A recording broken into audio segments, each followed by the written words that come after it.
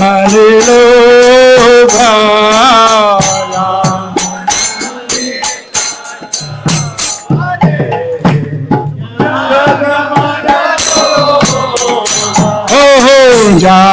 Jahanavi tatavani Jaginalilo bhaya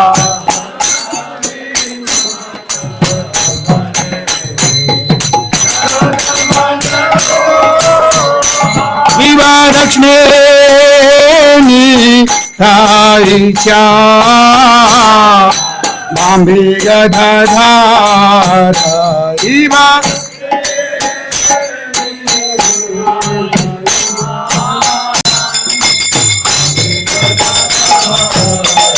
Viva Lakshmi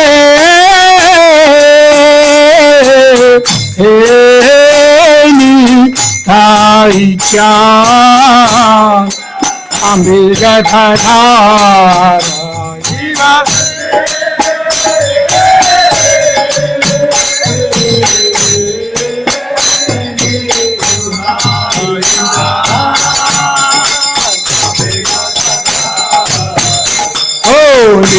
Kateya Dvaitashi Nivachatidhara Dvaitashi Nivachatidhara Oho Nikateya Dvaitashi Nivachatidhara Hari Dvaitashi Nivas Chatara Iva Pache Ape Gauracha Atar Sinhasana Iva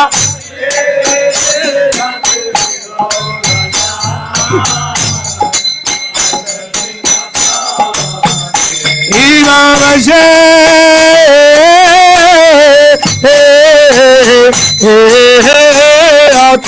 Gaura Cham Ratan Sinhasana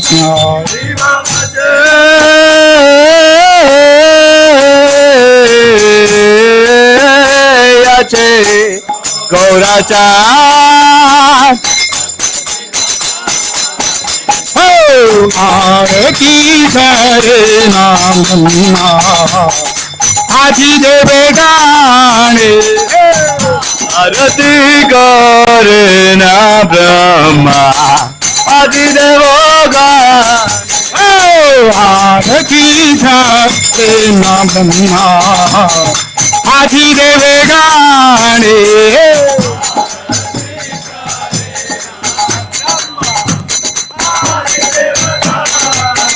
Ivanara Hari Adi Kori Kamar Dhulai Hari Adi Kore Kamar Dhulai Ivanara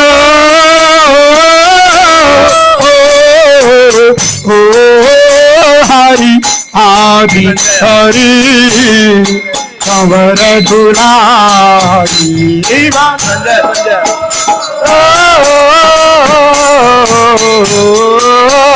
Hari Adi Kore Sanjayamo Konda Basu Koshadi Gaye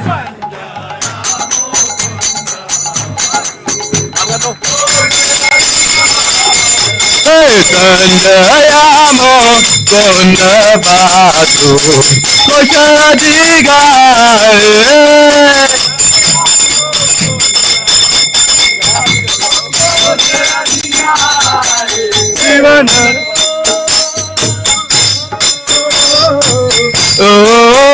बाजे घंटा बाजे बाजे करताल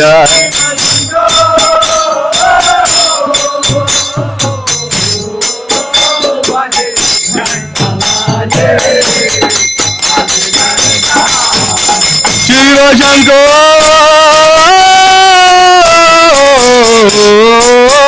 बाजे घंटा बाजे बाजे करताल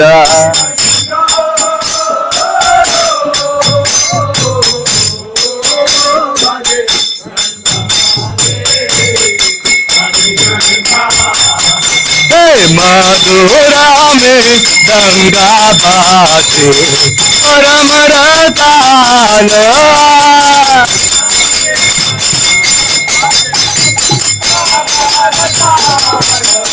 मधुरा में गंगा बाजे परम रताल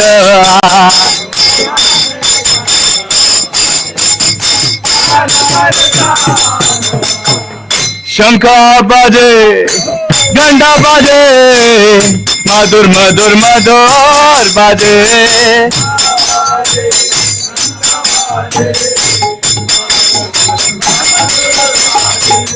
शंख बाजे घंटा बाजे मधुर मधुर मधुर बाजे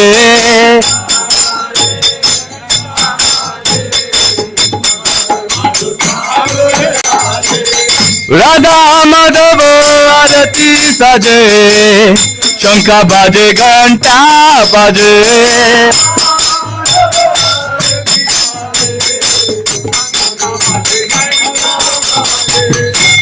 गौरानिताय आरती साजे मधुर मधुर मधुर बाजे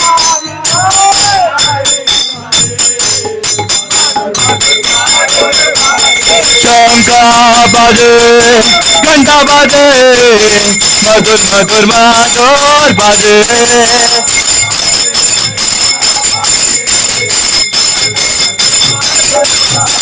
राधा माधव आरती साजे मधुर मधुर मधुर बाजे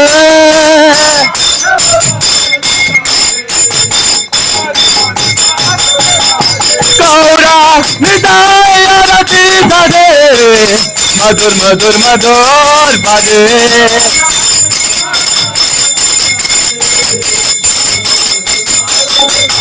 हरि बोल हरि बोल हरि बोल गौर हरि बोल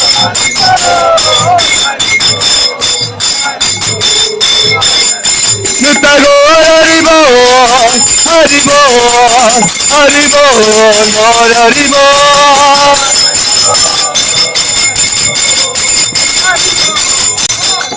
निताय गौर हरि बोल हरि बोल हरि बोल गौर हरि बोल निताय गौर हरि बोल हरि बोल हरि बोल गौर हरि बोल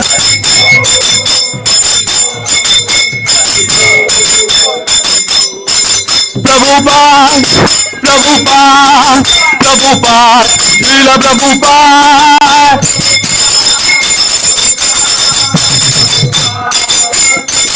जय जय प्रभुपाद प्रभुपाद प्रभुपाद लीला प्रभुपाद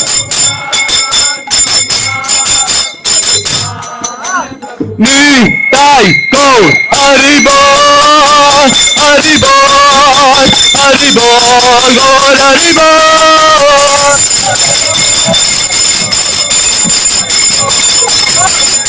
निताय गौर हरि बोल हरि बोल गौर हरि बोल गौर गौर गौर हरि बोल की बहु कोटि चंद्रजने वदनोज्वला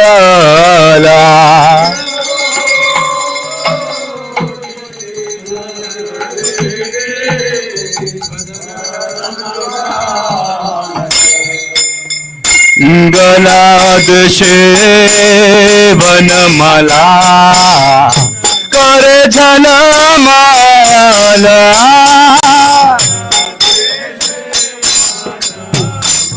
वनमाला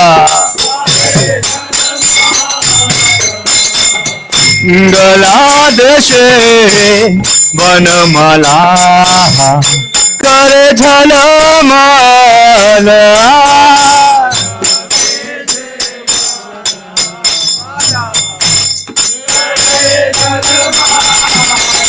शिव शिव शुक नारद प्रेम गदा गद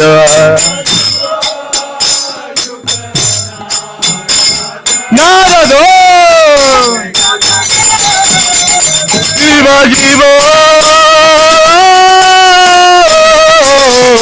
ओ शुक नारद प्रेम गदा गद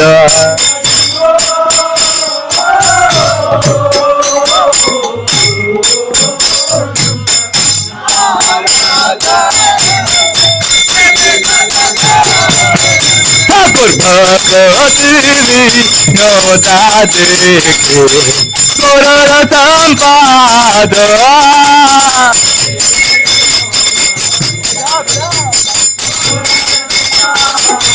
ठाकुर भगवती नौता देखे गोर संपाद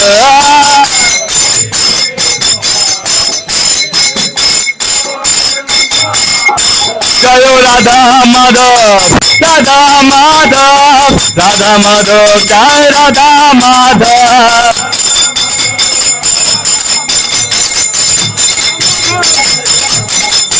जय राधा श्याम सुंदर राधा श्याम सुंदर राधा श्याम सुंदर जय राधा श्याम सुंदर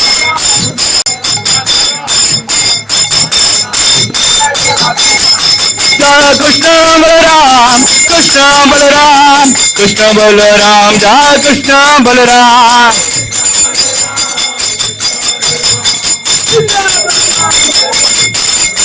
जय गौरानिताय गौरानिताय गौरानिताय श्री गौरानिताय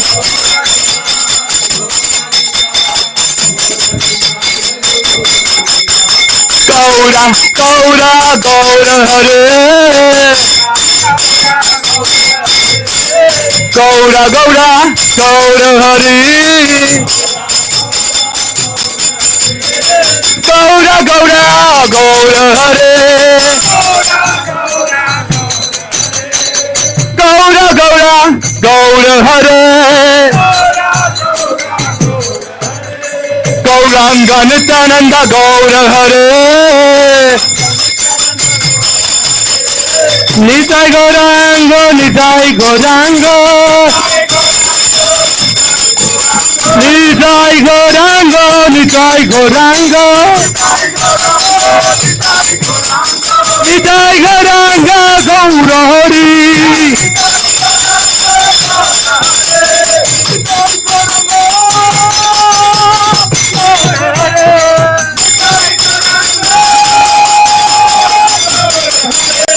निताय गौरांग गौर Hare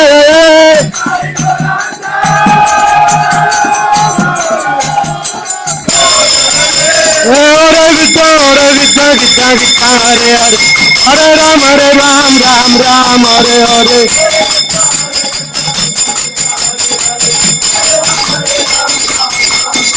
Hare Gita Gita Gita Hare Hare Hare Ram Ram Ram Hare Hare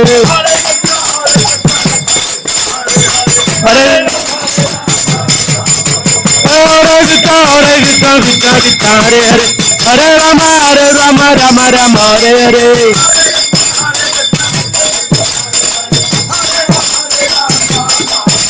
Hare Gita Gita Gita Gita Hare Hare Hare Ram Hare Hare Hare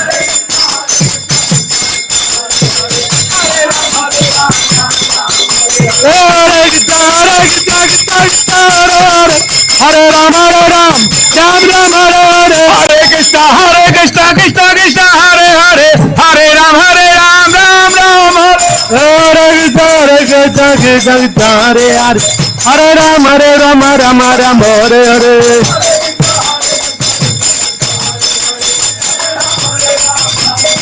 Hare Krishna, Hare Krishna, Krishna Krishna, Hare Hare, Hare Rama, Hare Rama, Rama Rama, Hare Hare. बहुत कम है.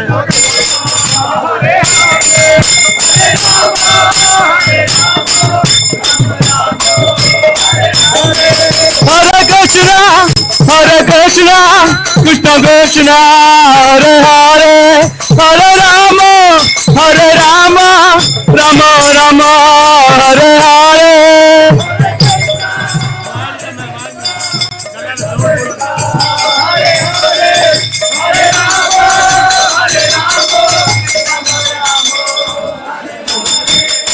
Hare Krishna, Hare Krishna, Krishna Krishna, Hare Hare, Hare Rama, Hare Rama, Rama Rama, Hare Hare.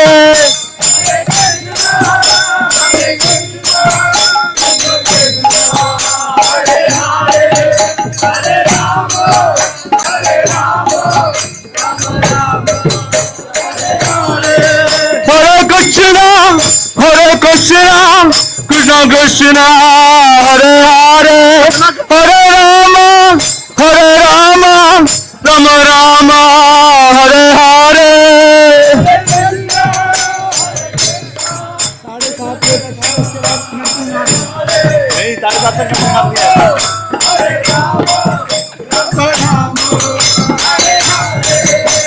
Hare Krishna, Hare Krishna, Krishna Krishna, Hare Hare, Hare Ram, Ram Ram, Hare Hare.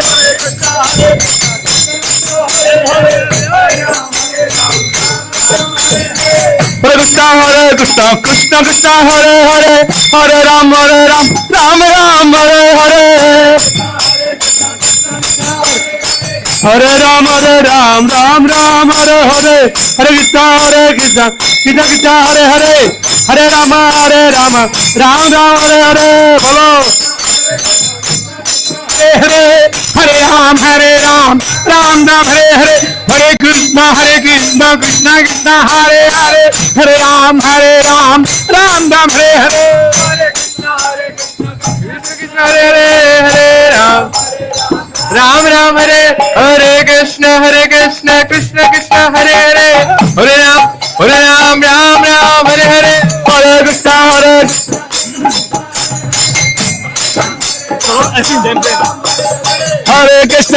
Krishna, Krishna Krishna, Hare Hare. Hare Ram, Ram Ram, Hare Hare.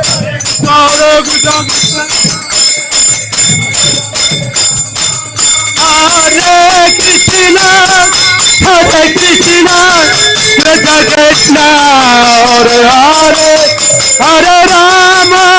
Hare Rama, Rama Rama, Hare Hare. Hare Krishna, Krishna Krishna, Hare Hare.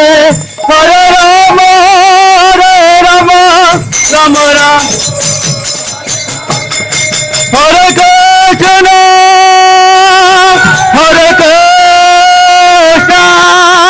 Krishna Krishna, Hare Hare. Hare Rama, Hare Rama, Rama Rama, Hare Hare. Hare Krishna, Krishna Krishna, Hare Hare. Hare Rama, Hare Rama, Rama Rama, Hare Hare. Hare Krishna, Krishna Krishna, Hare Hare. Hare Rama, Rama Rama, Hare Hare.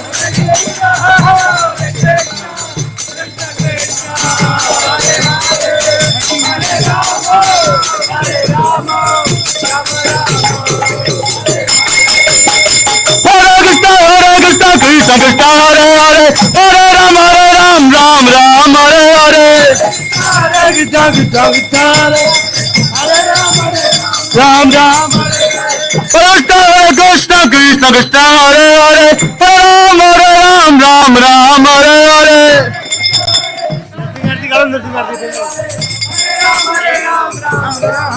Hari बोल हरि बोल हरि बोल हरि बोल हरि बोल हरि बोल हरि बोल भगवान की हरि नाम संकीर्तन यज्ञ की हरे कृष्ण मंत्र की जगदगुरु शिला प्रभुपाद की नरसिंहदेव भगवान की बचराय प्रहलाद महाराज की शिला प्रभुपाद की बोलिए सब लोग हरे कृष्णा सब लोग बोलिए प्लीज हरे कृष्णा कृष्णा कृष्णा हरे हरे हरे राम राम राम हरे हरे बैठिए सबसे प्रार्थना सब लोग बैठिए प्लीज बैठिए सब लोग बैठिए please Hare Krishna. School Chandigarh में सभी भक्तों का स्वागत है। मेरा सभी भक्तों से निवेदन है जहाँ यहाँ पे भी है कृपया अपना स्थान लीजिए। अभी नरसिंह आरती हो रही है। भक्तजन जहाँ जहाँ खड़े हैं कृपया वहीं पे विराजमान हो जाइए और नरसिंह आरती का भी लाभ उठाइए। जिन भक्तजनों को नहीं आती लेफ्ट हैंड साइड पे जहाँ पे तुलसी महारानी का पौधा है वहाँ पे नरसिंह आरती लिखी हुई है। कृपया प्रणाम करेगा पीछे पीछे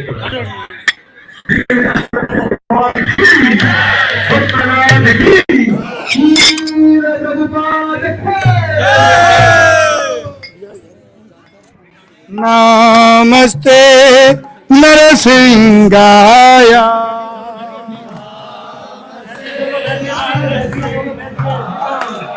ओ नमस्ते नरसिंहाय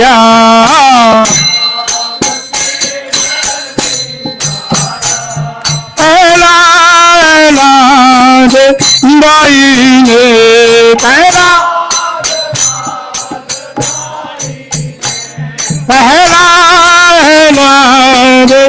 बाई ने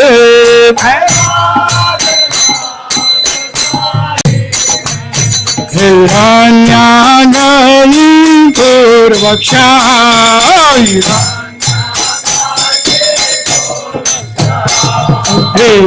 हिरण्यागनी पूर्वक्षाय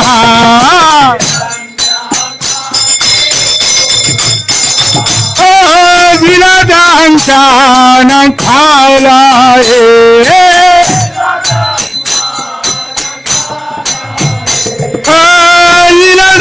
विलदांशान खालाए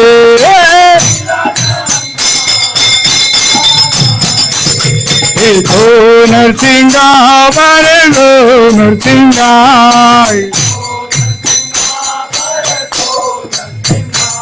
देखो नरसिंहा मरणो नरसिंहा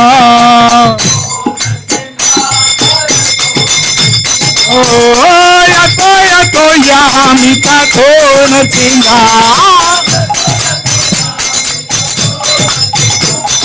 या तो यामिका को नरसिंहा मारे नरसिंहा हृदय नरसिंहा मारे नरसिंहा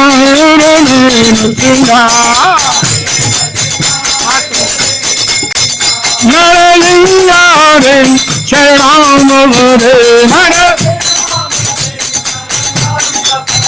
नरलिंगा रे शरण भरे तवे करे कमल वाले माथा अद्भुत श्रृंगार बालिका हिरण्य कश्यपो अनुगृहा केशव कृष्णा हर हरि रूपा जय जगदीश हरे जय जगदीश हरे जयो जगदीश हरे हरे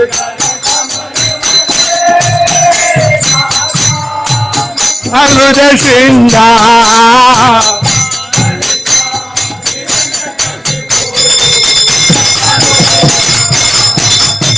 केशव गीता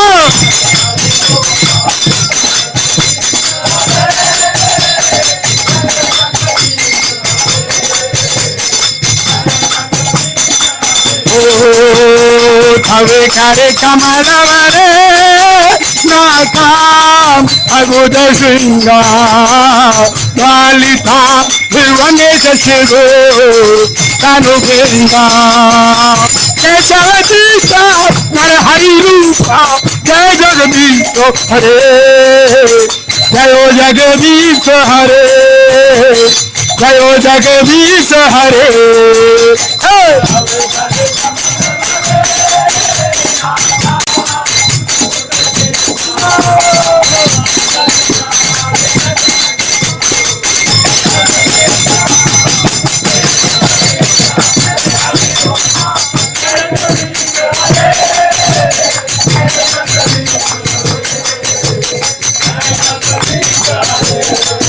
जय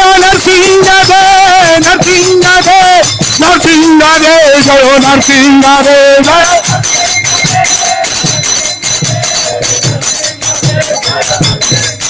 जय लक्ष्मी नरसिंह लक्ष्मी नरसिंह लक्ष्मी नरसिंह जय लक्ष्मी नरसिंह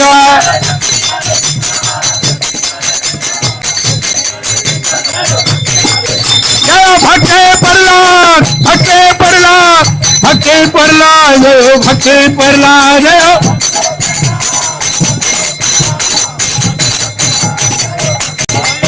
निताई गो हरि बोल हरि बोल हरि बोल हरि बोल निताई गो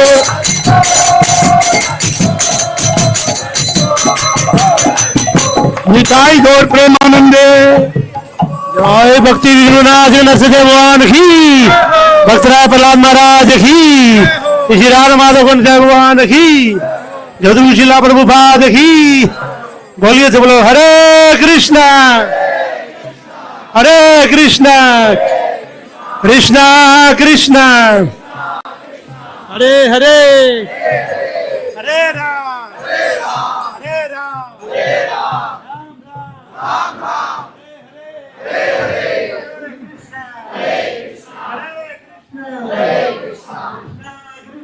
कृष्णा कृष्णा हरे हरे हरे राम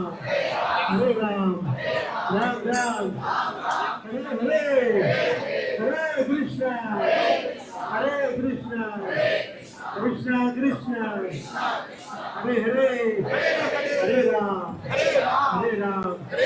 राम राम हरे हरे राधा माधव कुंज भगवान की जय हो हरि राम कृष्ण यज्ञ की हरे कृष्णानंद की गुरु शिला प्रभुपाद की शिला प्रभुपाद की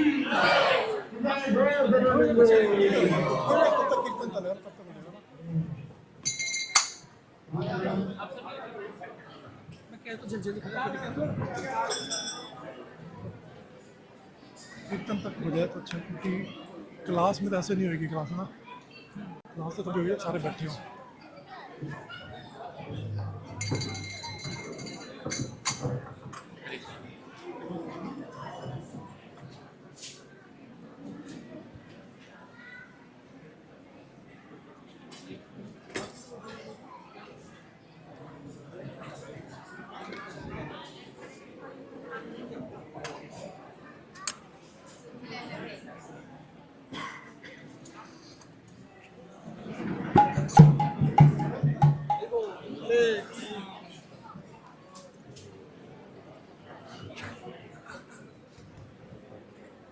कौन है ना। हरे कृष्णा। जयो राधा माधव कुंज बिहारी,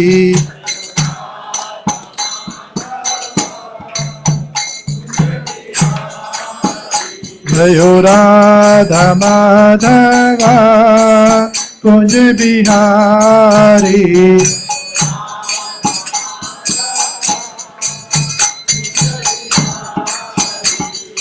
गोपी जन वल्लभा गिरवरधारी,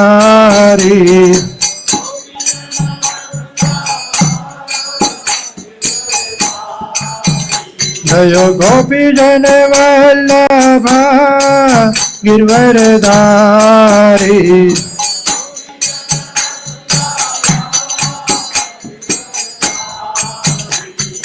यशोदानंदन ब्रज जन रंजन यशोदानंदन ब्रज जन रंजन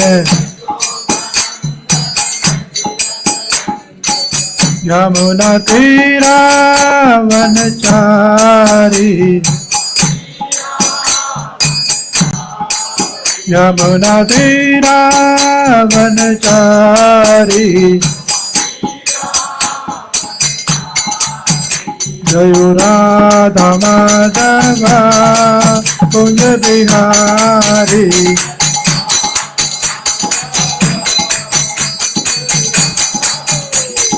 गोपी जन वल्लभ गिरवरधारी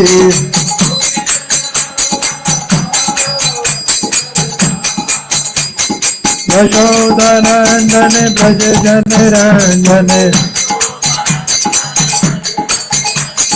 यशोदानंदन ब्रज जन रंजन यमुना तीरा वनचारी यमुना तीरा वनचारी जय राधा माधव कुंज बिहारी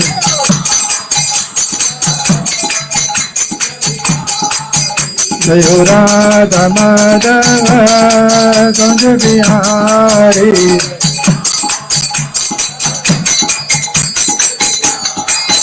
हरे Krishna Krishna Krishna Hare Hare Hare Ram Ram Ram Hare Hare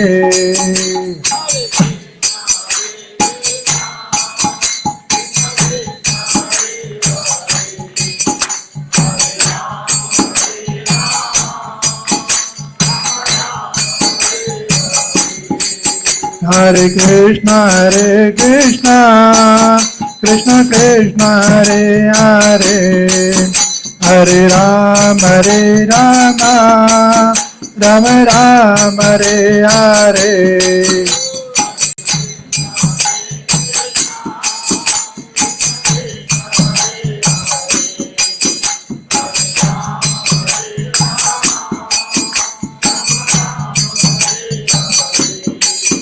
Hare Krishna Krishna Krishna Hare Hare Hare Ram Ram Ram Hare Hare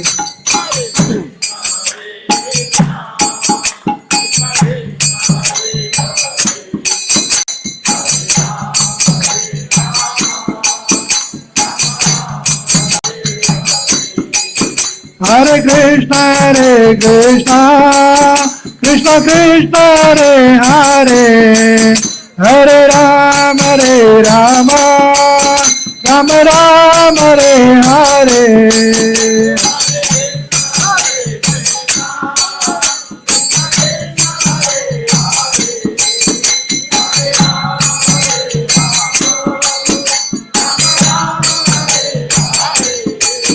Hare Krishna Krishna Krishna Hare Hare Hare Ram Ram Ram Hare Hare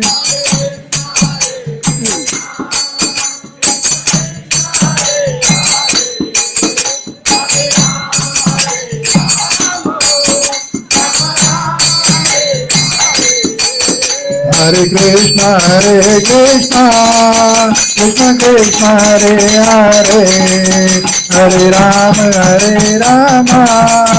Ram Ram Hare Hare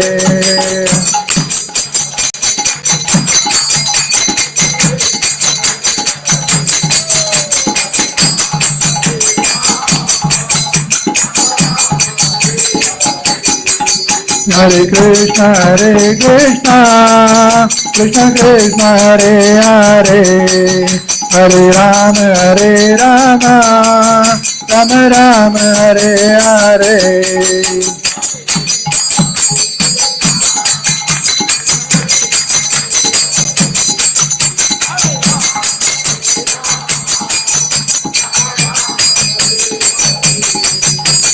Hare Krishna, Krishna Krishna, Hare Hare, Hare Rama, Ram Ram, Hare Hare.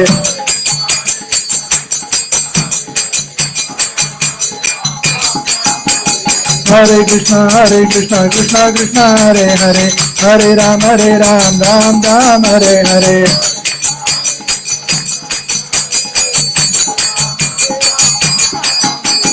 Hare Krishna, Krishna Krishna, Hare Hare, Hare Rama, Ram Ram, Hare Hare.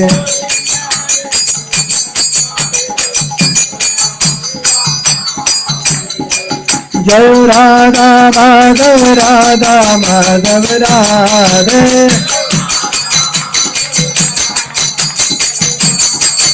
Jai Radha Jam Sundar, Radha Jam Sundar, Radhe.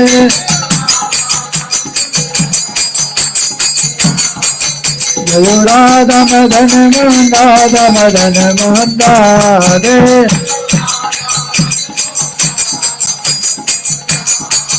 Jai Radha Govind, Radha Govind, Radhe.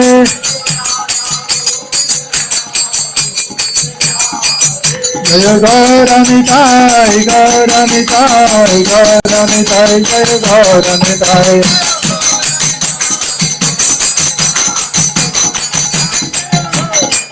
Jai Jai Prabhupada, Prabhupada, Prabhupada, Prabhupada.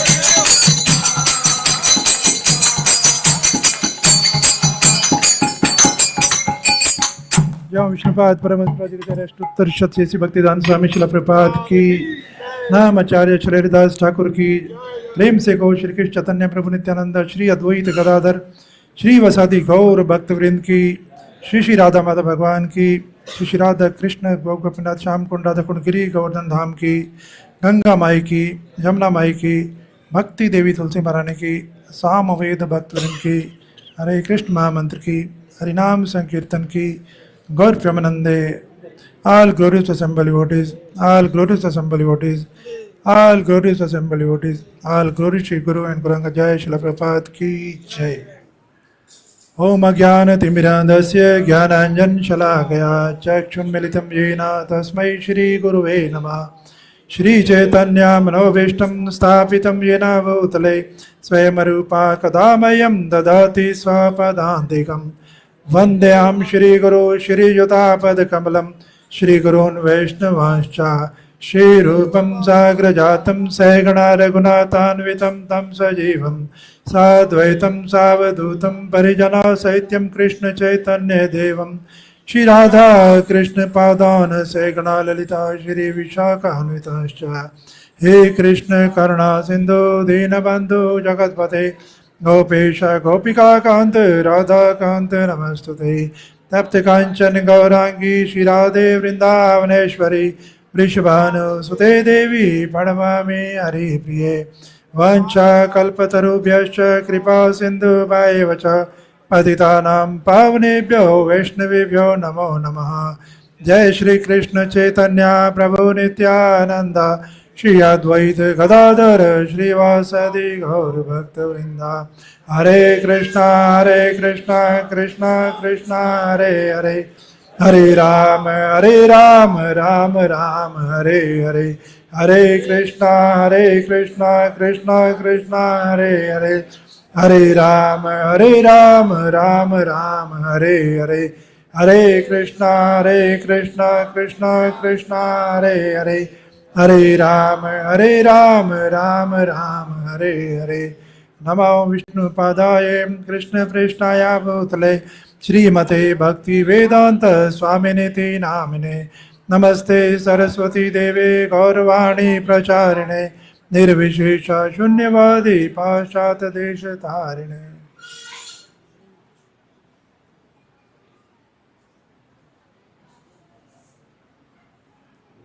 हरे Krishna. Sunday festival class में आप सबका ISKCON Chandigarh में बहुत बहुत स्वागत है। तो आज नेक्स्ट वीक एक बहुत बड़ा फेस्टिवल आने वाला है। कौन सा फेस्टिवल है? रामनवमी।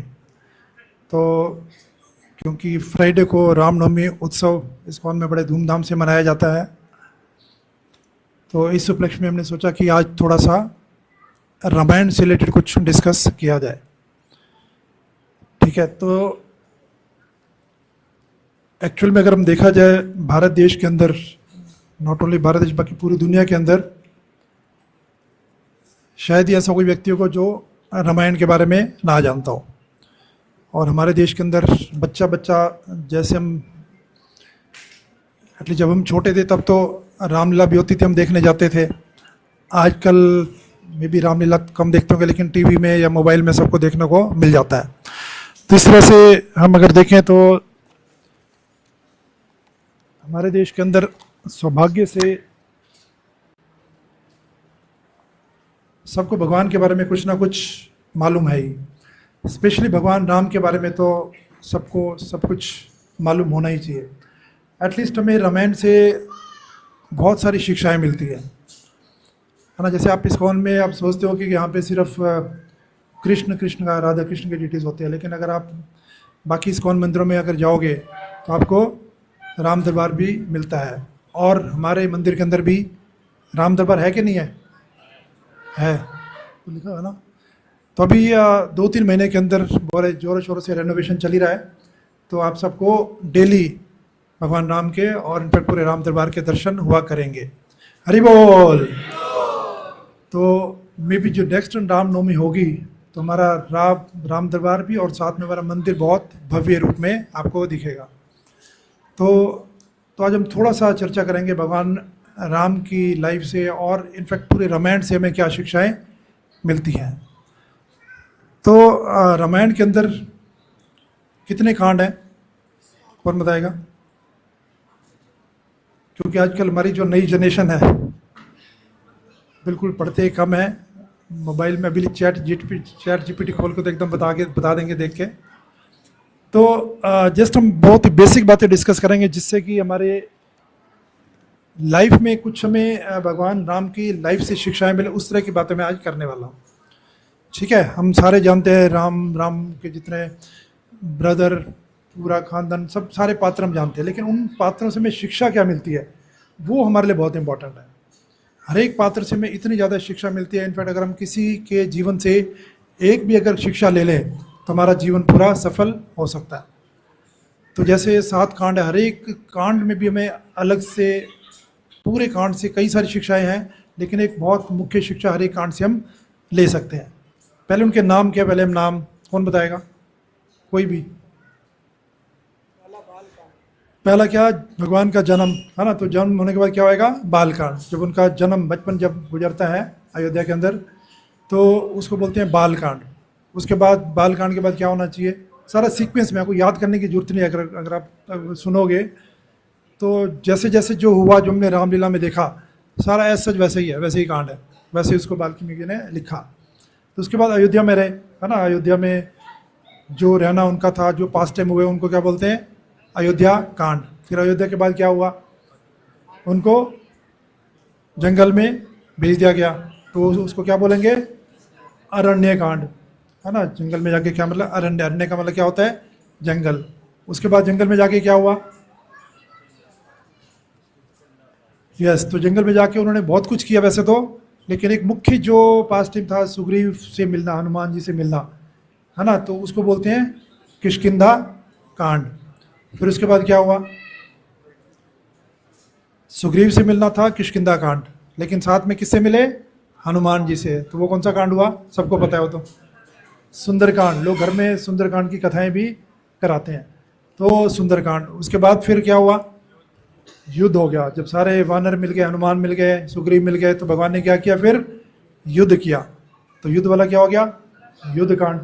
इसको युद्ध कांड ही कहते हैं।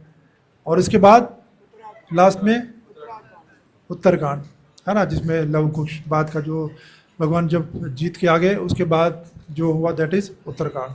तो सिंपल है ना, सारे सीक्वेंस के अंदर है। तो पहला क्या हुआ? बालकांड, फिर अयोध्या कांड, फिर अरण्य, फिर किष्किंधा, उसके बाद सुंदरकांड, फिर युद्धकांड, और फिर उत्तरकांड। अब घर जाके सारे जो घर पे आप पे बैठे हैं उन सबको जाके आपने बताना है कि ये रामायण के साथ कांड है, क्योंकि हम सबको पता, अगर हम अपने आप को सनातनी कहते हैं तो हमें इन सब चीज़ों का पता होना चाहिए। खासकर बच्चों को ये शिक्षा देना बहुत ज़रूरी है। अदरवाइज़ अगर बच्चों को हम शिक्षा नहीं देंगे तो बच्चे ऑटोमेटिकली शिक्षा लेंगे, कहाँ से लेंगे? उनके पास सब कुछ है, बहुत एडवांस है, वो कुछ भी एक शब्द लिखेंगे पूरी कहानी आ जाएगी। वो कहानी ठीक है गलत है उनको नहीं पता होगा, तो इसलिए उनको शिक्षा हमें खुद भी देनी चाहिए। ठीक है, तो अब हम शुरू करते हैं। सबसे पहले भगवान राम की लाइफ से हमें क्या शिक्षाएं मिलती हैं, उसके बाद फिर हम थोड़ा सा लक्ष्मण, फिर थोड़ा भरत महाराज, फिर सीता, और इवन रावण की लाइफ से भी हमें बहुत शिक्षाएं मिलती है। तो भगवान राम की लाइफ से अगर हम देखें तो एंडलेस टीचिंग्स हैं उनकी लाइफ से जो हम सीख सकते हैं। क्योंकि भगवान राम जब त्रेता युग में है तो किस फॉर्म में है? उनको क्या बोला जाता है? मर्यादा पुरुषोत्तम। और भगवान कृष्ण को क्या बोला जाता है? लीला पुरुष। उनको इनफैक्ट वो भगवान, जब भगवान कृष्ण आए तो वो उस समय भगवान के रूप में आए, लेकिन भगवान राम क्या थे? एक तरह से भगवान कृष्ण की एक्सपेंशन कह लो या अवतार कह लो, उस फॉर्म में आए थे। तो भगवान राम और कृष्ण में यही फ़र्क है कि भगवान कृष्ण जब द्वापर युग में आते हैं तो वो स्वयं आए थे। ठीक है, तो वो स्वयं भगवान थे। और कलयुग में कौन है? कलयुग में कौन आया? चैतन्य महाप्रभु। तो वो किस फॉर्म में आए? भक्त के रूप में। ठीक है, तो चैतन्य महाप्रभु ने एक भक्त को कैसे भक्ति करनी चाहिए वो हमें सिखाया। तो डिफरेंट युगों के अंदर डिफरेंट तरह से भगवान आए, या अपने अवतारों को भेजा, और उनका जो जो मकसद था उस मकसद को अचीव करने के लिए उन सब अवतारों को भगवान ने एक्चुअल में भेजा। जैसे भगवत गीता भी कहती है कि जब भगवान आते हैं परित्राणाय साधूनां विनाशाय च दुष्कृताम धर्म संस्थापनार्थाय संभवामि युग युग। तो भगवान डिफरेंट युगों में डिफरेंट तरह से आते हैं, खुद भी आ सकते हैं, अपने अवतारों को भी भेज सकते हैं, लेकिन उनका एक मुख्य उद्देश्य होता है। तो दो मुख्य उद्देश्य होते हैं, एक क्या होता है? परित्राणाय साधूनाम, दूसरा विनाशाय च दुष्कृताम। तो सबसे दोनों में से ज़्यादा इम्पोर्टेंट क्या है? साधुओं को बचाना या दुष्टों का विनाश करना? साधुओं को बचाना और उनको संग देना एक्चुअल में, क्योंकि विनाश तो भगवान अपनी माया दुर्गा माया के द्वारा कुछ भी कर सकते हैं। भगवान एक छोटा सा कोरोना दे के लाखों लोगों को एक सेकंड में मरवा सकते हैं। हमने देखा ना कुछ साल पहले, 5-6 साल पहले एक छोटा सा कोरोना वायरस आया, उसने कितने लोगों की जान ले ली। तो इसलिए भगवान को मारना तो बहुत आसान है, लेकिन ज़्यादा इंपॉर्टेंट भगवान को क्या अच्छा लगता है कि भगवान अपने भक्तों के साथ आके उनके साथ लीलाएं करते हैं, तो वो भगवान को ज़्यादा अच्छा लगता है। तो इस तरह से भगवान राम भी आए तो उन्होंने ऐसे बहुत सारे लीलाएं करी। तो भगवान राम जब आए तो उनके लोग, जैसे आजकल भी कलयुग के अंदर सारे कंट्री, इवन हमारा देश तो इसलिए चाहते हैं कि पॉलिटिशियन भी कहते हैं कि हमारा क्या होना चाहिए? राम राज्य होना चाहिए, है ना। तो राम राज्य का एक्चुअल में मतलब क्या है? सारे कहते हैं राम राज्य होना चाहिए। तो what is the meaning of Ram राज्य? तो ऐसा राज्य जिसके अंदर, हालांकि वो थे तो राजा, भगवान होते हुए राजा के फॉर्म में मर्यादा, क्योंकि उनको मर्यादा निभाने थी कि एक ह्यूमन बीइंग, एक मनुष्य को कैसे होना चाहिए, तो ये सारा उन्होंने अपनी लाइफ से सिखाया। इसीलिए उनको बोलते हैं मर्यादा पुरुषोत्तम। तो भगवान जब राम आए तो राम राज्य का मतलब एक्चुअल में होना चाहिए कि जिस राज्य में कोई भी कष्ट ना हो, कोई भी दुख ना हो, और इवन कोई मृत्यु भी ना हो, और कोई लड़ाई झगड़ा भी ना हो। तो ऐसा राज्य हम सोच सकते हैं? भगवान के राज्य में ऐसा राज्य था। तो उनके राज्य में ना तो कोई वकील की ज़रूरत थी, क्योंकि कोई लड़ाई झगड़ा नहीं हो तो वकील क्या करेंगे, और ना किसी डॉक्टर की, क्यों? क्योंकि कोई बीमारी नहीं होते थे। इनफैक्ट एक कथा थी ना, जैसे कोई ब्राह्मण था, उसके पुत्र की डेथ हो गई, तो भगवान के पास गए, भगवान राम के दरबार में, कि मेरे पुत्र की मृत्यु क्यों हो गई? क्योंकि एक्चुअल में पुत्र की मृत्यु पिता के सामने नहीं होनी चाहिए। ये कब होता है? ये कलयुग का सिम्टम है। कलयुग के अंदर हम देख सकते हैं कि पुत्र के सामने पिता मर रहा है, और पिता पुत्र को मार रहा है, पुत्र पिता को मार रहा है, सब कुछ चल रहा है। ऐसा कलयुग में संभव है, लेकिन त्रेता युग में ऐसा नहीं होता था। तो भगवान चाहते तो उसको ऐसा जीवन दान दोबारा भी दे देते थे, ऐसा भगवान करते थे। तो इसलिए राम राज्य का मतलब है कि जहाँ पे कोई कष्ट ना हो, कोई दुख ना हो, सब सुखी हो। और प्रभुपाद ने ये विज़न हमें दिया। प्रभुपाद जब इस्कॉन की स्थापना कर रहे थे तो उनका मिशन क्या था? उनका मिशन भी यही था एक्चुअल में कि लोगों को राम राज्य देना।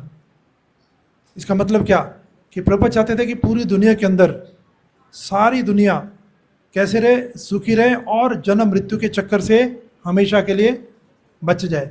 बार बार जो मरना पड़ता है, परमानेंट सबको मरने से छुटकारा मिल जाए। इस तरह का जीवन प्रभुपाद देना चाहते थे। और प्रभुपाद ने ऐसा किया कि नहीं किया? किया। जैसे इवन आप इंडिया छोड़ो, अमेरिका के अंदर या जितने भी फॉरेन कंट्रीज़ हैं, सभी मंदिरों में जाके उन्होंने क्या सिखाया? हरे कृष्णा कृष्णा कृष्णा हरे हरे, हरे राम राम राम हरे हरे।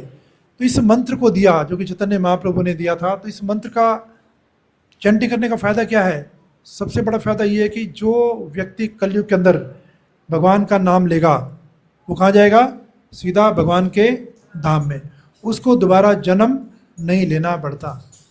तो कलयुग के अंदर आप भक्ति करने का साधन है ही सिर्फ एक, कि सिर्फ और सिर्फ भगवान का नाम। जैसे सतयुग के अंदर लोग बहुत बड़ी बड़ी तपस्या करते थे, हजारों साल, लाखों साल, क्योंकि उनकी उम्र होती थी लाखों साल। लेकिन कलयुग में कितनी उम्र है? मैक्सिमम 100 साल। और त्रेता युग में बहुत लेविश डीटी वर्शिप होती थी। द्वापर युग के अंदर भी डीटी वर्शिप हो सकती थी, बड़े बड़े यज्ञ होते थे त्रेता युग के अंदर। तो क्या हम कलयुग के अंदर वैसे यज्ञ कर सकते हैं? नहीं कर सकते, क्योंकि ना तो हवन सामग्री, ना किसी को मंत्र बोलने आते, ना मंत्र का उच्चारण आता। तो कलयुग के अंदर सब कुछ क्या है? दूषित है। तो उस दूषित चीज़ को करने का कोई फ़ायदा नहीं है। सिर्फ और सिर्फ प्योर चीज़, जिससे हमें बिल्कुल कह सकते हैं कि भगवान के धाम जा सकते हैं शुद्ध भक्ति करके, तो वो तरीका क्या है? सिर्फ और सिर्फ हरे कृष्णा कृष्णा कृष्णा हरे हरे, हरे राम राम राम हरे हरे।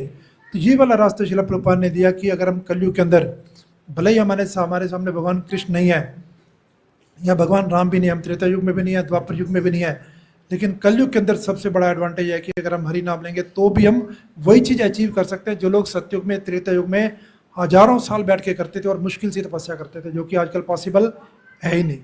तो इनफैक्ट देखा जाए तो कलयुग में पैदा होना ज़्यादा अच्छी बात है। खासकर बोला गया कि चैतन्य महाप्रभु ने बोला कि जो इनिशियल 10,000 साल हैं कलयुग के, वो बहुत ही बढ़िया है। क्यों बढ़िया? क्योंकि इस 10,000 साल में कलयुग का ज़्यादा प्रभाव नहीं होगा। इसको संध्या काल भी बोलते हैं। जैसे कोई युग खत्म होता है, उसके इनिशियल 5-10 हज़ार साल उस युग का असर भी रहता है।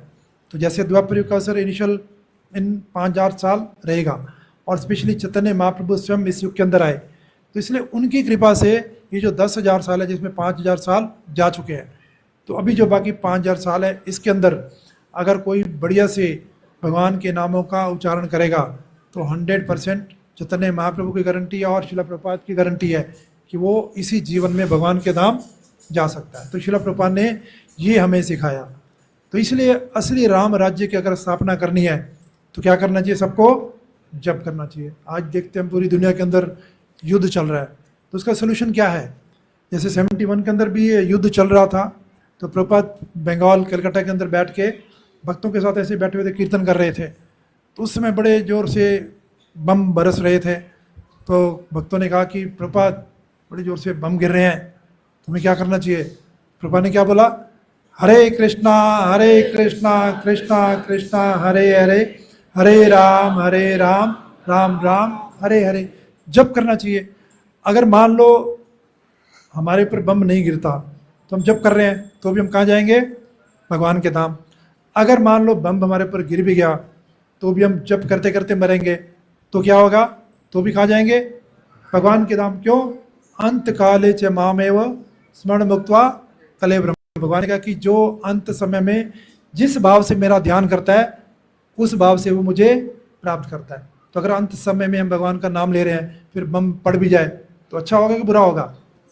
अच्छा होगा, सीधा भगवान के धाम जाएंगे। ये हमारे लाइफ का गोल है।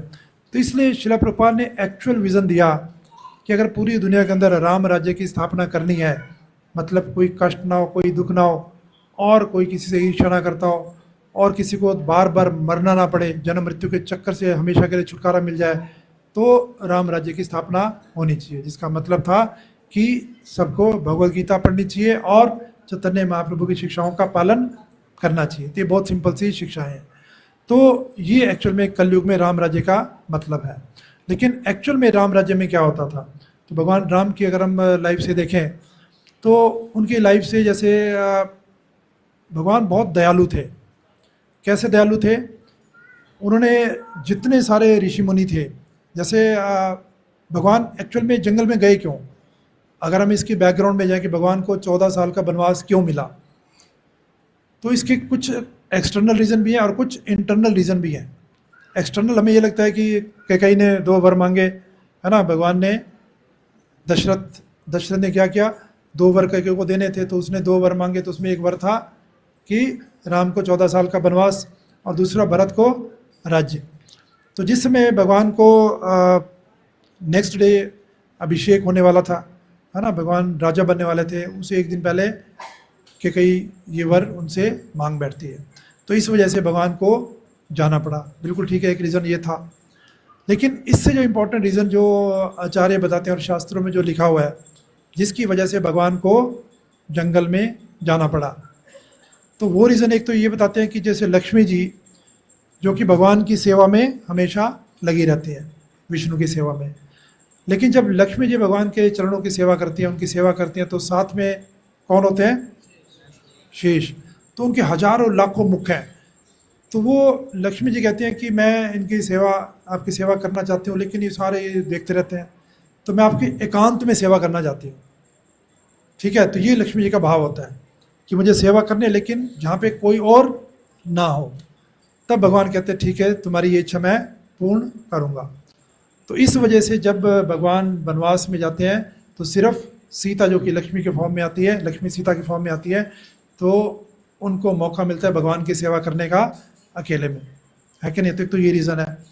दूसरा ये था कि बहुत सारे उन दिनों त्रेता युग था, तो बहुत सारे दानव होते थे जो कि क्या करते थे, संतों को यज्ञ वगैरह नहीं करने देते थे। उनके यज्ञों को उनमें मुँह देते थे, या कुछ यूरिन करना, टॉयलेट करना, पता नहीं बुझा देना, अटैक करना, मार देना, खून डाल देना, ऐसे ऐसे काम करते थे। तो इतने सारे राक्षस थे, तो भगवान राम को उनका वध करना ही था।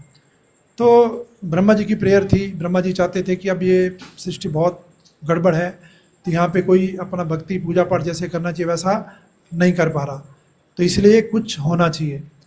तो उसमें फिर क्या था कि इन सबको मारने के लिए भगवान राम को उन्होंने प्रे किया कि आपको जाके क्या करना चाहिए, इन सब का वध करना चाहिए। तो दूसरा जो कारण था कि जंगल में जाने का, उन सब का वध करना।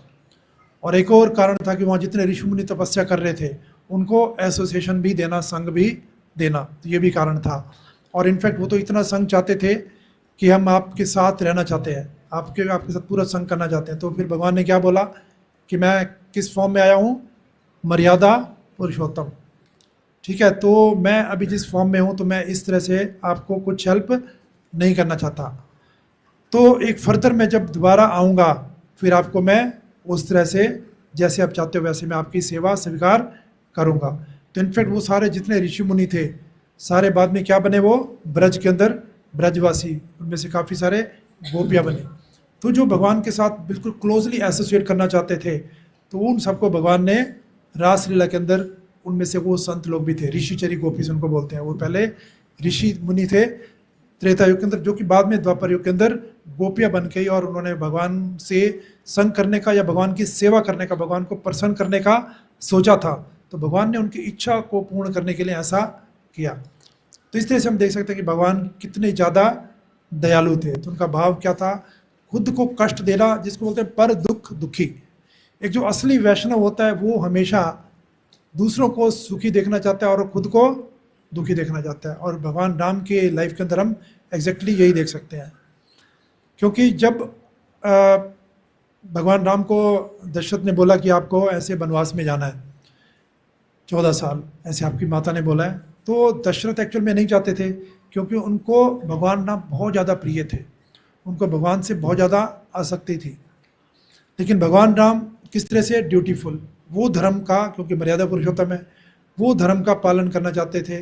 तो वो ये दिखाना चाहते थे कि जो पिता ने मुझे बोला उसको पालन करना, उसका पालन करना, आज्ञा का पालन करना मेरा सबसे बड़ा धर्म होना चाहिए। अदरवाइज अगर कोई ऐसे किसी को राज्य मिलने वाला हो कलयुग के अंदर, अगर सोचो उसको पिता बोले कि आपको कल राजगद्दी नहीं लेनी, आपको क्या करना है, जंगल में जाना है, तो वो क्या करेगा? जो औरंगजेब ने किया था। क्या किया था?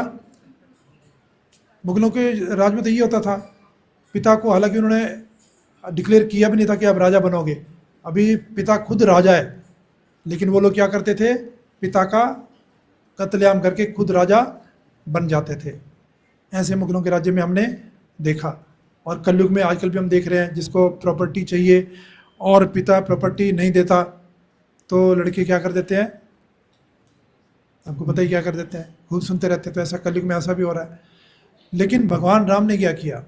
दशरथ कह रहे हैं कि आपको 14 साल वनवास के लिए जाना है, तो भगवान ने एक सेकंड भी कोई आर्गुमेंट नहीं किया कि क्यों, क्या रीज़न है, किसने आपको बोला, आप किसकी बातों में आ गए, ऐसा कुछ बोला नहीं। खुशी खुशी उसी टाइम उसको एक्सेप्ट किया और बोला कि बिल्कुल मुझे जाना चाहिए। उसके बाद जब अपनी माता के पास जाते हैं, कौशल्या के पास, कि ऐसे ऐसे मुझे वनवास में जाना है, तो उन्होंने जाके माता से शिकायत नहीं करी कि देखो पिताजी ने क्या कर दिया, राजा तो मेरे को बनना था, भरत को बना दिया और मेरे को वहाँ भेज रहे हैं, आप कुछ करो। हम तो ऐसे सोचेंगे ना।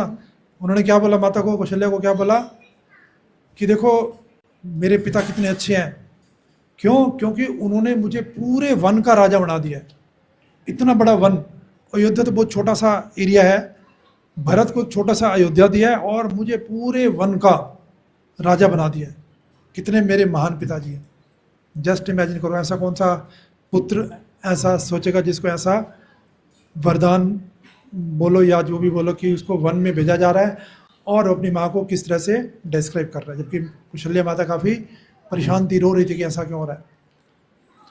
इसी तरह से जब कैकेयी के पास भी हो जाते हैं तो उनको भी बोलते हैं कि आपने ऐसे अननेसेसरी पिता को तंग किया, अगर आपको भरत को राजा बनाना ही था आप सीधा मेरे को बोल देते। क्योंकि जो कैकेयी थी भगवान राम को ज़्यादा प्रेम करती थी, भरत से भी ज़्यादा प्रेम किसको करती थी, राम को करती थी। तो वो कभी सपने में भी नहीं सोच सकती थी कि मैं ऐसा कुछ करूँगी।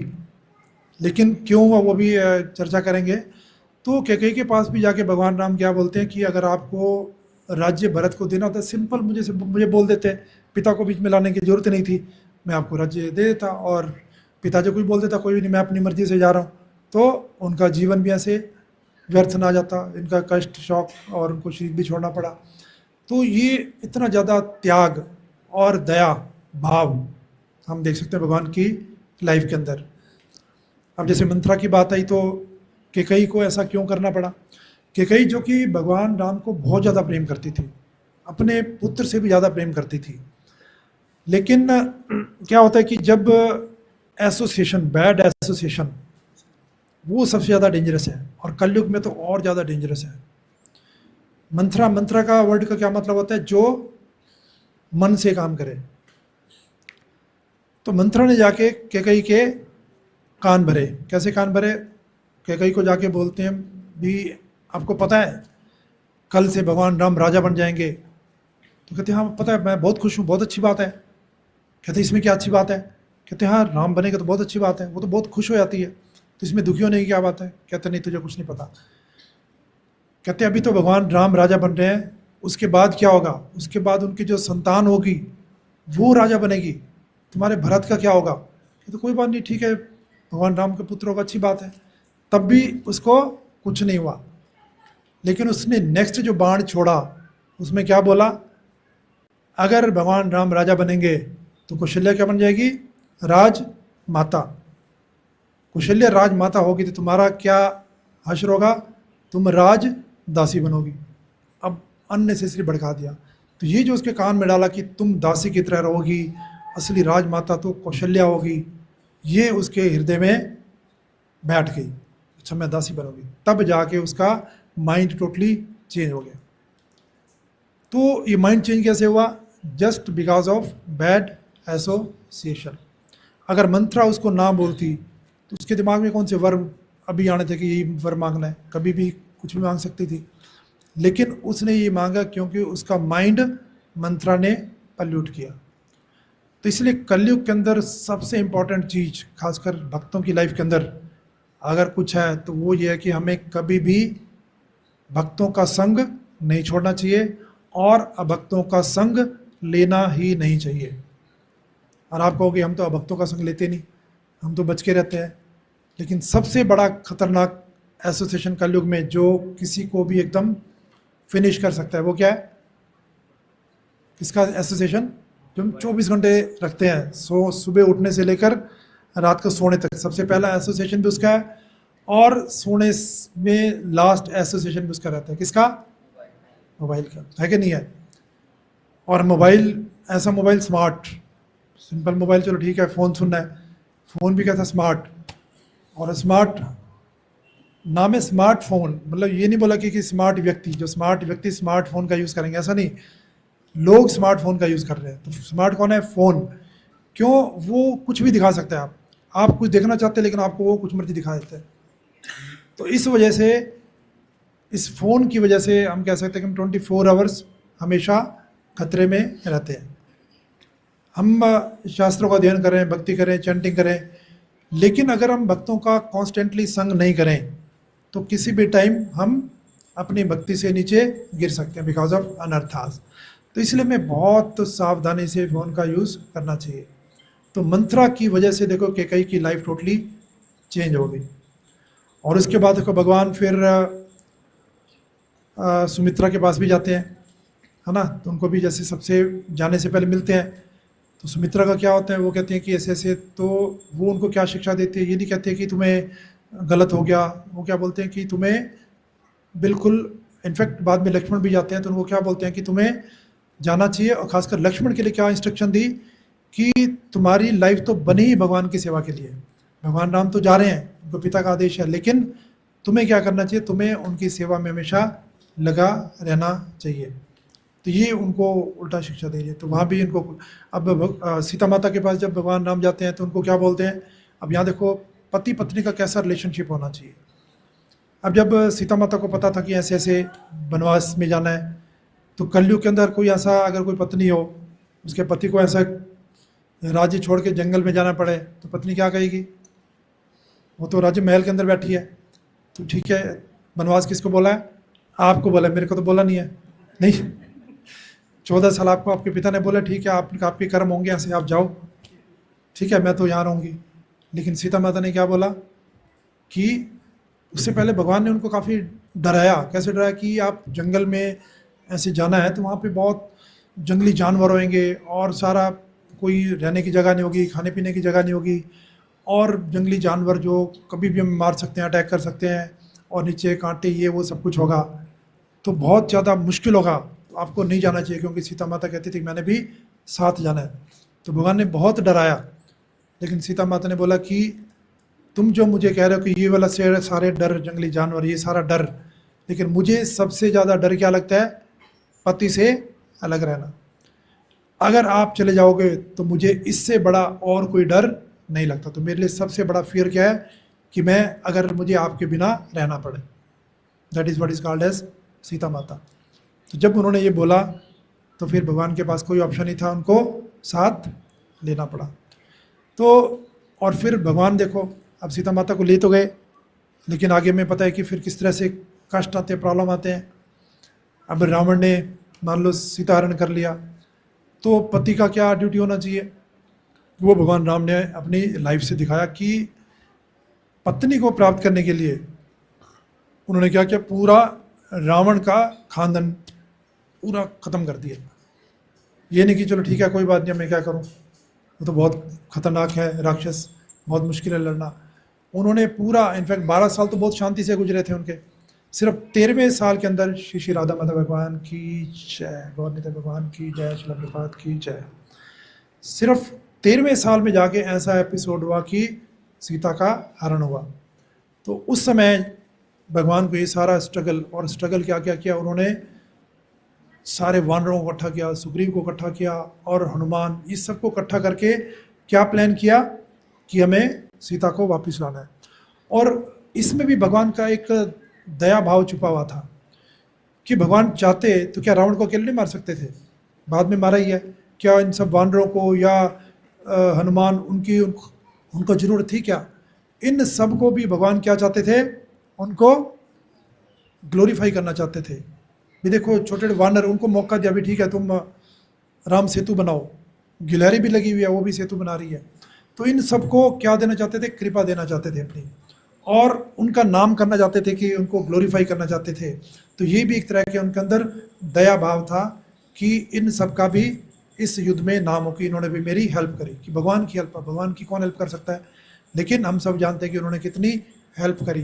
तो भगवान ने बेसिकली भक्तों को चढ़ाने के लिए, भक्तों को आगे बढ़ाने के लिए कई बार भगवान उल्टा उनकी मदद लेते हैं। दैट इज कॉल्ड एज मर्यादा पुरुषोत्तम। अदरवाइज तो वो सेल्फ सफिशिएंट थे, उनको क्या जरूरत थी कि इन सबको रिक्वेस्ट करना, ऐसे बिल्कुल आम लोगों की तरह से रो रहे थे, चिल्ला रहे थे मेरी सीता कहाँ है, सीता कहाँ, सब कुछ कर रहे थे। क्यों? क्योंकि वो एक मनुष्य के फॉर्म में आए थे। तो वो दिखा रहे थे कि एक पति का अगर पत्नी से बिछो हो तो पति को कैसा बिहेव करना चाहिए, ये उन्होंने दिखाया। और फिर पति बदला लेने के लिए उसको क्या करना चाहिए वो भी उन्होंने पूरा सारा कुछ दिखाया। पूरा युद्ध कांड अगर पढ़ो तो सारा कुछ बिल्कुल वही आता है। तो इस तरह से हम देख सकते हैं कि भगवान राम गुणों की खान थे। जब वाल्मीकि रामायण लिख रहे थे तो उनसे पूछा गया कि अगर भगवान राम को कंपेयर करना है कि गुणों के हिसाब से अगर भगवान राम को कंपेयर किया जाए कि उनके बराबर किस में गुण थे, तो वाल्मीकि ने क्या बोला? कहता है कि भगवान राम को सिर्फ और सिर्फ भगवान राम से ही कंपेयर किया जा सकता है और कोई कंपैरिजन हो ही नहीं सकता। इतने ज़्यादा उनके अंदर गुण है। कितने गुण है? जैसे मान लो इस दुनिया के अंदर कितने एटम है, कोई गिन सकता है? अणु, कितने अणु है, कितने एटम है, नोबडी कैन काउंट। उतने गुण थे भगवान राम के अंदर। तो कोई पूछे कितने गुण थे, तो नोबडी कैन काउंट। तो अनलिमिटेड गुण थे। तो ये जैसे था आदर्श चरित्र कैसा होना चाहिए, माता के साथ, पिता के साथ, पत्नी के साथ, भाइयों के साथ।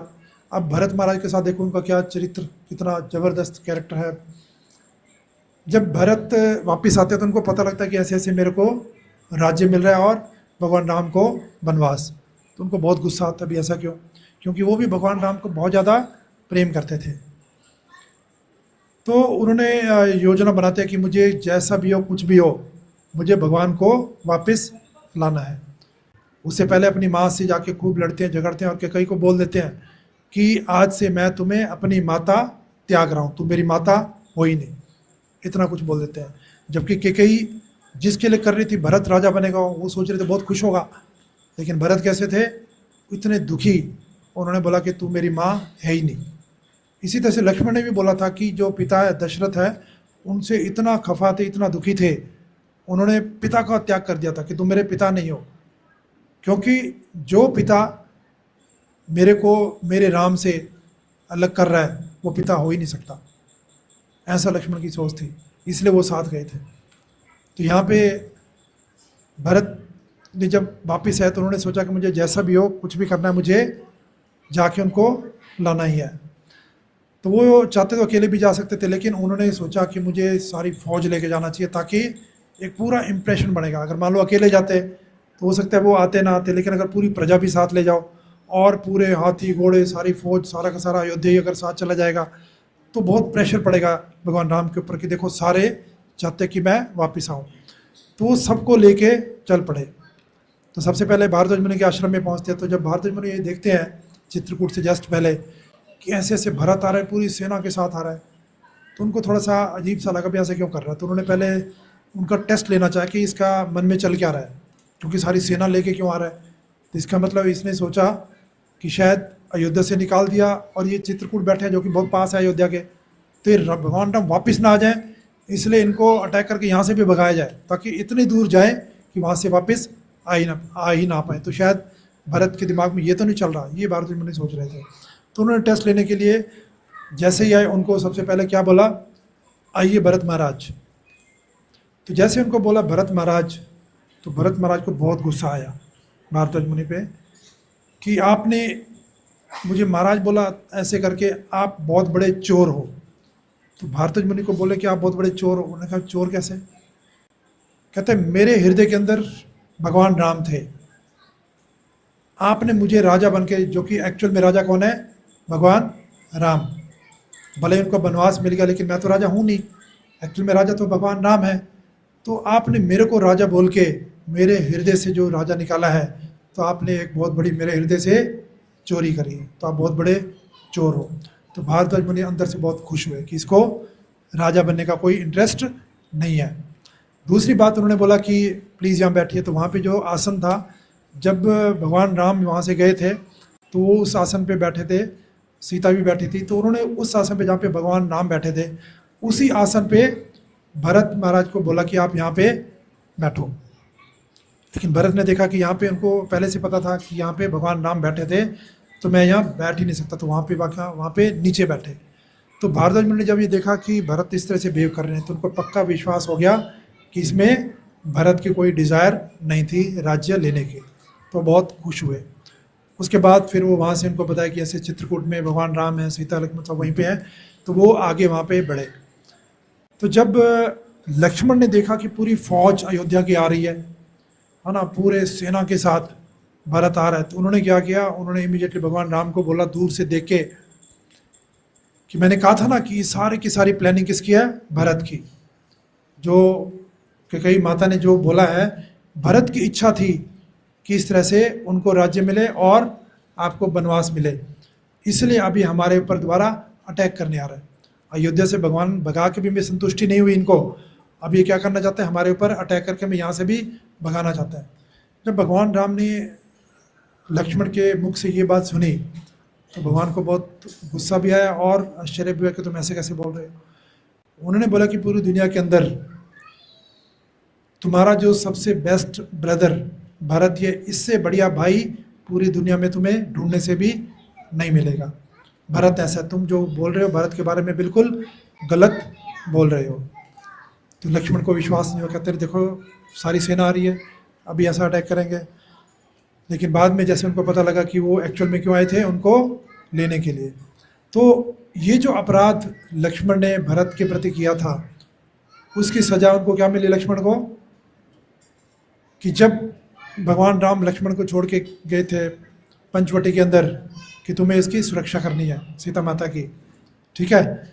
लेकिन जब सीता हरण होना था तो उस समय क्या हुआ था, उसको सीता माता से काफ़ी गालियाँ सुननी पड़ी थी। क्यों सुननी पड़ी थी, क्योंकि सीता माता कह रही थी कि वो भगवान राम वो कष्ट में है, प्रॉब्लम में है, जब हिरण चला जाता है ना, उनके ऊपर अटैक हो रहा है और तुम उनको बचाने की बजाय मैं कह रही हूँ तुम उनको बचाने जाओ, और तुम उनको बचाने नहीं जा रहे क्योंकि तुम्हारी मेरे ऊपर गलत नज़र है।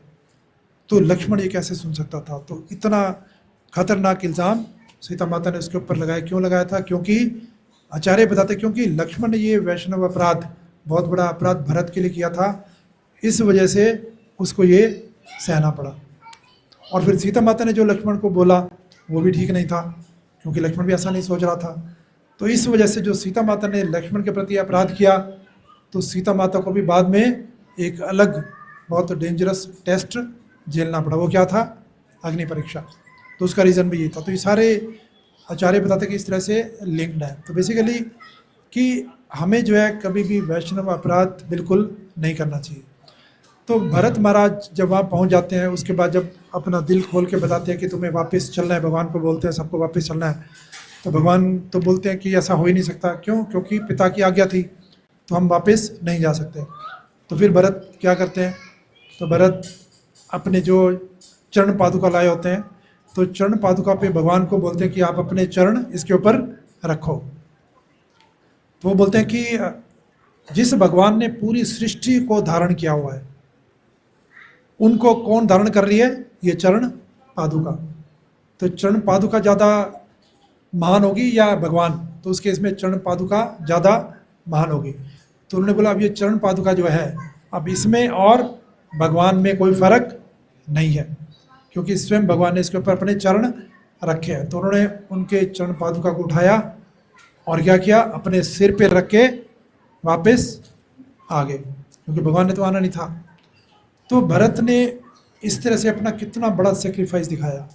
और नॉट ओनली दैट, उसके बाद वापस आके एक दिन भी उन्होंने जो उनका राजगद्दी थी उसके ऊपर नहीं बैठे। वहाँ पे किसको बिठाया, चरण पादुका को रख दिया। और एक्चुअल में जो भगवान राम के एब्सेंस में पूरा अयोध्या का राज्य किसने संभाला, वो चरण पादुका ने। और खुद कहाँ रहने गए, बिल्कुल बाहर, अपने राज्य के बाहर नंदीग्राम, वहाँ जाके 7 फुट गहरा खड्डा खोदा और वहाँ पे अपना आसन लगा के वहाँ पे सोना शुरू कर दिया। क्यों?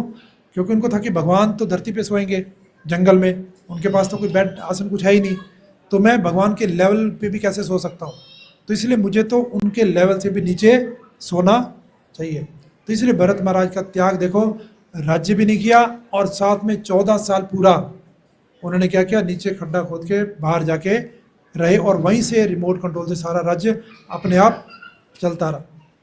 और नॉट ओनली दैट, उन्होंने जब भगवान ने जब मना किया तो जब वापस आ रहे थे तो उन्होंने भगवान राम को ये बोला कि ठीक है, अगर आप नहीं चलते तो मेरी भी एक शर्त है जो आपको माननी ही पड़ेगी, कि 14 साल पूरे होते ही उसके ऊपर अगर एक दिन भी ऊपर हो गया तो आपको मेरा मृत शरीर मिलेगा, मैं आपको जिंदा नहीं मिलूंगा।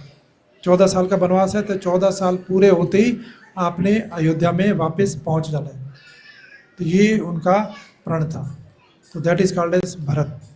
तो ऐसा कैरेक्टर आज हम देख सकते हैं 2 ब्रदर के बीच में, जो सगे रियल ब्रदर सो कॉल्ड हों, है ना, एक भाई दूसरे के लिए त्याग करे और दूसरा दूसरे के लिए, इसको कहते हैं रियल ब्रदरहुड। जो भगवान राम हमें दिखा रहे हैं कितना सेक्रीफाइस, उनको थोड़ा सा भी नहीं था कि भरत क्यों बन रहा है, मैं बड़ा हूँ मुझे बनना चाहिए, और भरत भी क्या कर रहे हैं कि मेरा बड़ा भाई है उनको ही राज्य करना चाहिए, मैं क्यों करूँगा छोटा होते हुए, ये तो बिल्कुल उनका ही अधिकार है। जबकि वो जंगल में चलेंगे तब भी चाहते तो कर सकते थे, किसी ने कुछ नहीं बोलना था, लेकिन फिर भी उन्होंने ऐसा नहीं किया। और पूरा राज्य उनकी एब्सेंस में भी भगवान राम पे ही चलाया, उन्होंने कभी ये नहीं बोला कि ये राज्य ये मैं चला रहा हूँ। तो ऐसे थे भरत। और अगर हम केटव का अगर प्रसंग ले, उसमें बहुत बड़ी शिक्षा है।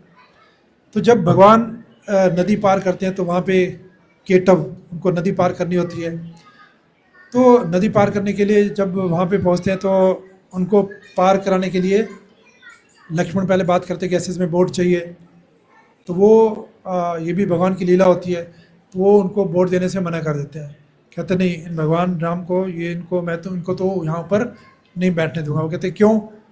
कहते इन्होंने जब, ये ऐसे मिस्टीरियस पर्सन है, इन्होंने जब किसी को टच करते हैं, पैर टच करते हैं, तो जिंदा हो जाता है बंदा, पत्थर को भी अगर पैर लगाओ तो मनुष्य बन जाता है। अहिल्या को टच किया था ना, तो पत्थर की मूर्ति थी, तो अहिल्या जीवित हो गई थी। तो इन्होंने जब उसको टच किया अपने चरणों से, तो साक्षात एक वुमन या लेडी बन गई, ऐसे पैदा होगी। अगर इन्होंने मेरी बोट को टच कर दिया तो मेरी बोट भी अगर ऐसे लेडी बन के, तो मेरा रोज़गार कैसे चलेगा? तो मेरी बोट ही नहीं रहेगी तो मैं कैसे लोगों को ऐसा पैसा कमा पाऊँगा? तो इसलिए मैं इनको पार नहीं करा सकता। अगर इनको पार कराना है तो इनके चरणों में जो मिट्टी है, जिसकी वजह से जिसको भी टच करते हैं वो उसका मतलब फॉर्म ही चेंज हो जाता है, पत्थर से ह्यूमन बीइंग बन जाता है। तो पहले मैं क्या करूँगा, इनके चरणों से सारी मिट्टी हटाऊँगा। अब उनका भाव क्या था? बेसिकली उनके चरणों की सेवा करना, चरणामृत लेना, उनके चरणों की धूलि को लेना, ये भाव था केवट का। तो उन्होंने फिर उनको करना पड़ा और कोई ऑप्शन नहीं था, तो उन्होंने उनके चरणों को धोया और चरणों को धो के उसके बाद फिर उनको जब उन्होंने पैसे नदी पार करके उन्होंने बोला इनको कुछ चलो कुछ जो भी इनकी फ़ीस है, दक्षिणा है, वो देते हैं, तो वो भी उन्होंने मना कर दिया। क्यों मना कर दिया? उन्होंने क्या बोला? कहते देखिए मैंने आपको पार कराया, नदी पार कराया, तो मैं भी नदी पार कराने वाला, डिलीवर करने वाला हूँ। जिस तरह से जो मेरा प्रोफेशन है आपका भी वही प्रोफेशन है। कहते वैसे कि वो कैसे? कहते आप लोगों को इस पूरे भौतिक संसार से डिलीवर करते हो, भौतिक संसार से आप सबको भव सागर से पार लगाते हो, मैं इस नदी से पार लगा रहा हूँ। तो जो काम आप कर रहे हो वही काम मैं कर रहा हूँ, दोनों का प्रोफेशन सेम है। तो एक प्रोफेशन वाला अपने सेम प्रोफेशन से पैसे कैसे ले सकता है? तो उन्होंने कोई पैसे उससे नहीं लिए। तो ये देखो केवट का भाव भी क्या था। तो और भगवान ने उनको फिर नेचुरली अपनी कृपा दी, और जब वापस आए, नॉट ओनली वापस तब भी, और जब भगवान का जब अभिषेक हो रहा था वापस आने के बाद, उस समय भगवान तब भी केवट को नहीं भूले। भगवान ने सबसे पहले बोला कि केवट को यहाँ पे मेरे दरबार में बुलाया जाए। तो भगवान मतलब किसी की छोटी सी कृतज्ञता को भी कभी नहीं भूलते। तो इस तरह से भगवान के गुणों को हमने सिर्फ 2-3 गुण डिस्कस किए। मैं कम से कम 20 गुण लिख के आया था, हमारा समय हो गया है। तो जैसे मैंने बताया कि भगवान में इतने गुण हैं कि आप उनको काउंट करते रहो, ख़त्म होने वाले नहीं हैं। तो भगवान की लाइफ से हमें एटलीस्ट जो मिनिमम शिक्षाएं हमें लेनी चाहिए कि हमें एक तो भाव हमारा कैसा होना चाहिए कि दया भाव, कंपैशन, कि सभी जीवों के प्रति दया भाव आना चाहिए। लेकिन दूसरा भाव भी भगवान ने खुद दिखाया कि जहाँ पे ज़रूरत पड़े तो हमें लोगों को, भक्तों को बचाने के लिए, मारने के लिए भी तैयार रहना चाहिए। तो भगवान ने अपना वो रूप भी दिखाया। श्री राधा माधव भगवान की जय। तो रावण को मारने में उन्होंने कुछ नहीं सोचा कि क्यों नहीं मारना चाहिए, और बाकी सबको बचाने के लिए भी उन्होंने नहीं सोचा कि क्यों नहीं बचाना चाहिए। तो भगवान के लाइफ से हमें ये भी लगता है कि दयालु भी होना चाहिए, और हमें जीवों के उद्धार के लिए कुछ भी करना चाहिए, और खुद सेक्रीफाइस करने के लिए हमेशा तैयार रहना चाहिए, और सभी का उद्धार करना जीवन का उद्देश्य होना चाहिए। तो हमारे लिए सभी का उद्धार हम कैसे कर सकते हैं? हमें हमारे आचार्यों ने दिया, श्रील प्रभुपाद ने सिस्टम दिया कि हमें लोगों को बताना चाहिए कि हम जप करके अपने जीवन का उद्धार कर सकते हैं। हम 16 माला करके, भगवद गीता पढ़ के, प्रसाद ग्रहण करके हम भी लोगों को डिलीवर कर सकते हैं, जिस तरह से केवट ने और भगवान ने उद्धार किया। ऐसा प्रोसेस हमें प्रभुपाद ने दिया। तो उस प्रोसेस के द्वारा हम एक छोटी सी सेवा करके, अपनी भी और सबकी सेवा करके, कि सभी को हरे कृष्णा कृष्णा कृष्णा हरे हरे, हरे राम राम राम